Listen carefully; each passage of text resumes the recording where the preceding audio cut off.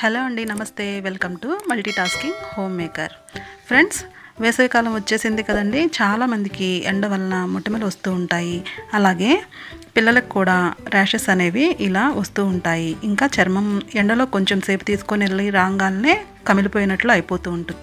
దీనికైతే మన పూజ గదిలోనే ఒక మంచి చిట్కా ఉందండి.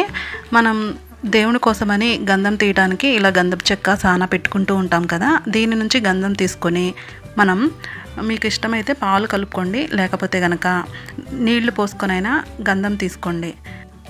మనం బయట నుంచి తీసుకొచ్చిన గంధం అనేది 100% ప్యూర్ అని చెప్పలేము కదండి. సో అలా కొనుక్కున్నది వాడకపోవటమే మంచిది. ఇలా అప్పటికప్పుడు తీసుకొని వాడుకుంటే బాగుంటుందన్నమాట. ఇలా పాలు పోసానండి. నేను పాలు పోసి ఈ విధంగా గంధాన్ని సాదుతున్నాను. ఇది గరుకుగా ఉంది కదండి, ఒక్క నిమిషం కూడా పట్టదు. చాలా ఈజీగానే గంధం అనేది తీసుకోవచ్చు. ఇలా సాదుకొని గంధాన్ని తీసుకొని మీకు ఏ ప్లేస్లో అయితే మొటిమలు ఉంటే కనుక ఫేస్ అంతా అప్లై చేసేసి 2 గంటలు ఉంచుకోండి.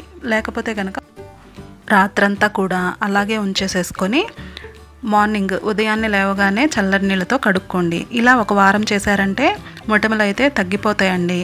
చాలా బాగా వర్క్ అవుతుంది. అదే చిన్నపిల్లలకి వేసవికాలం రాగానే పొక్కులు వస్తూ ఉంటాయి కదండి వేడి వలన, వాటికి కూడా ఇది చాలా బాగా పనిచేస్తుందండి. అంతేకాకుండా ఎండలో తీసుకొని వెళ్ళి తీసుకురాగానే చర్మం కూడా కమిలిపోయినట్లు అవుతుంది. అలాంటప్పుడు కూడా ఇలా గంధం సాది రాశారనుకోండి, చాలా బాగా పనిచేస్తుంది. అంతేకాకుండా కొంతమందికి ఫోర్ హెడ్ మీద, నుదురు మీద పొక్కులు వస్తుంటాయి ఎండాకాలంలో. అలాంటి దానికి కూడా ఇలా గంధం సాది రాశారనుకోండి 100% వర్క్ అవుతుందండి. చాలా బాగా పనిచేస్తుంది. అంతేకాదండి, ఇలా గంధం రాయటం వల్ల మీ సమస్య తగ్గటమే కాకుండా చర్మంలో కొత్త మెరుపు కూడా వస్తుందన్నమాట.